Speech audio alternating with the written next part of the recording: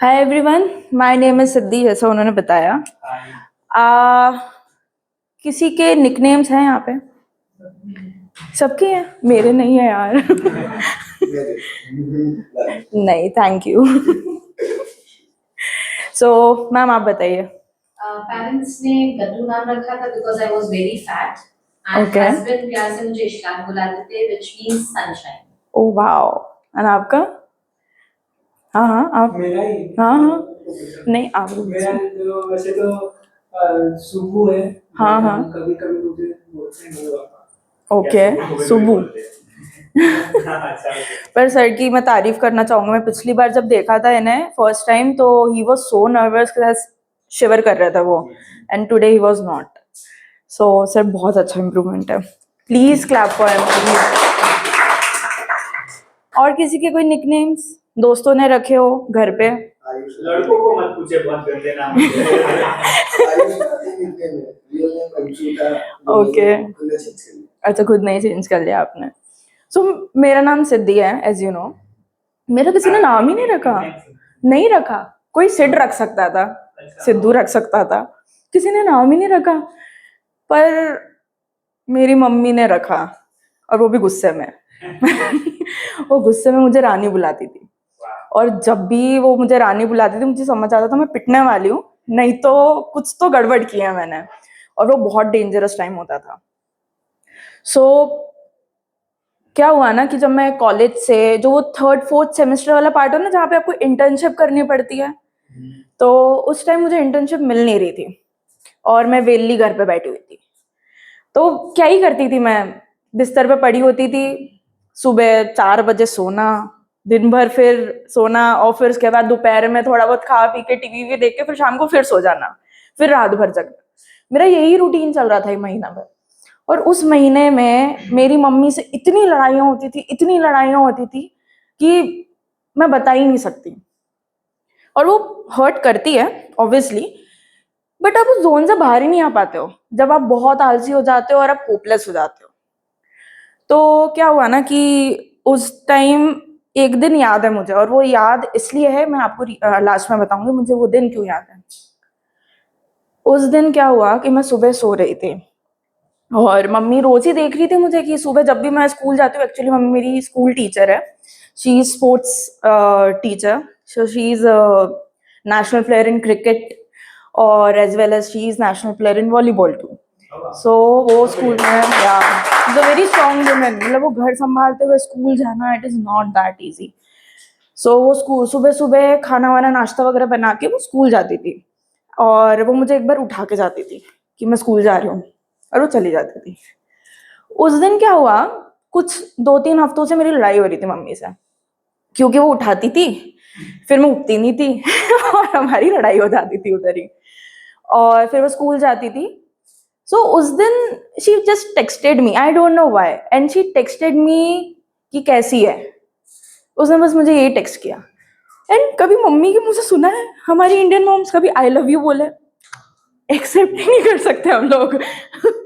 उस दिन उसका मुझे आया आई लव यू, एंड मैं मेरे फोन में देख रही थी, एंड वाज लाइक क्या ये मम्मी ने लिखा है? नहीं, ये नहीं हो सकता, ये मम्मी नहीं हो सकती। फिर मैंने उनको बस आई लव यू टू लिख के इग्नोर कर दिया, बिकॉज मुझे लगा कि मे बी कुछ नया ट्राई कर रही होगी। फिर उस दिन वो शाम को जब आई मैं फिर सोई पड़ी थी। मुझे अब लगा ये आ गई है, मुझे आहट सुनाई दी, अब मुझे लगा मैं पिटने वाली हूँ, तो मैं सोती रह गई। मैंने बोला अभी तो कुछ नहीं बोलेगी, जब उठूंगी तब देख लूंगी। पर वो आई, वो मेरे पास में बैठी, उसने सिर पे से हाथ घुमाया एंड शी वाज लाइक कि बेटा तो कुछ ना कुछ तो जरूर कर लेगी और सबका मुंह बंद कराएगी। उस दिन मेरे मन से वो डर जो माँ के लिए था कि क्या लड़ाई करनी पड़ती है, पूरे टाइम उनकी सुननी पड़ती है, वो चला। वो डर प्यार में बदल गया, वो डर प्रूफ करने में निकल गया कि यार अब मुझे प्रूफ करना है, मुझे सबको चुप करवाना है क्योंकि मम्मी को कुछ ना बोल पाए। एंड फिर मेरी एक दिन इंटर्नशिप लग गई, जो मम्मी के लिए बहुत अच्छी चीज थी। दो इंटर्नशिप वाज नॉट इतनी बड़ी चीज, but still there was a step जो मैंने चढ़ा। एंड दिन भर का काम, पेट में चूहे और चिड़ी हुई कर रही थी। और जैसे ही घर पहुंची मैंने जोर से चिल्लाया, आ गई मैं। दरवाजा खुलते ही मैं अंदर गई और सौंधी सी आलू के पराठों की स्मेल बस मेरे नाक में और मेरे मुंह में जो पानी आया। मैं हॉल से भागते हुए किचन में गई। मैंने देखा टेबल पे गरम गरम आलू के पराठे रखे हुए थे और मैं जैसे ही हाथ लगाने गई मेरा भाई पीछे से आके बोलते हैं, हाथ धो ले पहले पागल। मेरा तो उसे मारने का मन कर गया पर मैंने इग्नोर किया। मेरी आंखें किसी और को ही ढूंढ रही थी पर वो मुझे दिख ही नहीं रहा था। मैंने चाबी टांगी, कमरे में गई पर मुझे वो वहां भी नहीं दिखा। फिर मैं वापस से किचन में आई कि मुझे अब तो दिखेगा, पर वो वहां भी नहीं था। मैंने बैग रखा, हाथ पैर धोए, चेंज किया। फिर मैंने उन्हें फोन किया, मैसेज किया, कॉल किया पर कोई जवाब ही नहीं। ढूंढा उसे, कहाँ नहीं, पर मिला मुझे वो कहीं नहीं। आधे घंटे बाद मुझे दरवाजा खुलने की आवाज आई। मैं रूम से भागकर हॉल में आई। दिखा मुझे कोई आता हुआ। हाँ, वो वही था जिसने मेरे लिए आलू के पराठे बनाए थे। मेरी माँ सब्जी लेके लौट रही थी। बस सुकून आया उसे देख। मैं मुस्कुरा ही रही थी कि वो मुझे आंखें दिखाते हुए किचन में निकल गई, ये कहते हुए कि इतनी बड़ी घोड़ी हो गई है, अभी भी जूते रैक में नहीं रख सकती। वो इतनी छोटी छोटी प्यारी सी बातें हैं कि हमें ऐसा लगता है क्या चिढ़ती रहती है, चिढ़ती रहती है, चिढ़ती रहती है, चिढ़ती रहती है। बट वही तो फिर लाइफ बन जाती है हमारी। वही प्यार उसका वो आलू के पराठों में दिख रहा था, वही उसकी केयर आने के बाद दिख रही थी। मैंने इसको इतने संस्कार दिए, ये अभी भी कैसे ये खुद को संभालेगी या आगे जाके कैसे संभालेगी। घर वालों ने ताने नहीं देने चाहिए आगे जाके दूसरे घर में, पर वो हमेशा इसी इसी इसमें रह गई कि मेरी लड़की है, उसे सुनना ना पड़े। आपने एक बात कही थी सर कि हम छोटे शहर से बड़े शहर में आते हैं। छोटे शहर में ना वो रहती थी, वो हमें बड़े शहर में लेके आई है क्योंकि हम अच्छा एजुकेशन मिल सके हमें। वो जो सहन कर रही थी वो हमें ना करना पड़े। मेरी शादी की बात चल रही है, वो मुझे एक ही चीज कहती है कि कुछ भी हो जाए, कितना भी कॉम्प्रोमाइज कर तू, पर ना कमाना जरूर, हाथ में तेरे खुद के पैसे होने चाहिए, किसी और के नहीं। भले ही वो हस्बैंड हो, कोई भी हो, खुद के पैसे, खुद के पैसे। और यही कहते कहते मेरी नानी चली गई थी। यही नानी की चीज मम्मी को दी है, मम्मी ये मुझे सिखाती है।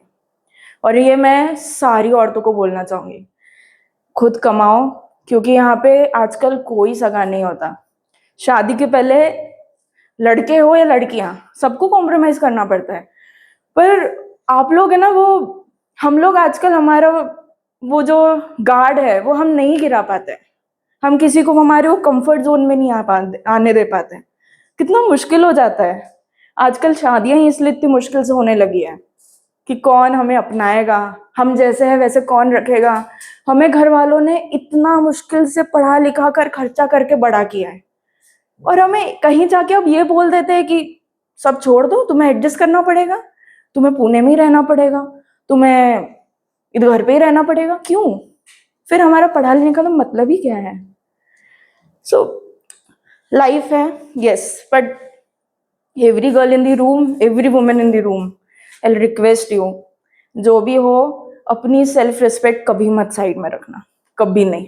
कोई भी हो लाइफ में, बच्चा हो खुद का, हस्बैंड हो, सास हो, मम्मी हो, पापा हो, नहीं, खुद हो, खुद के दम पे बड़े हुए हो, खुद उससे ऊपर आए हो, कभी मत साइड में रखना, ठीक है?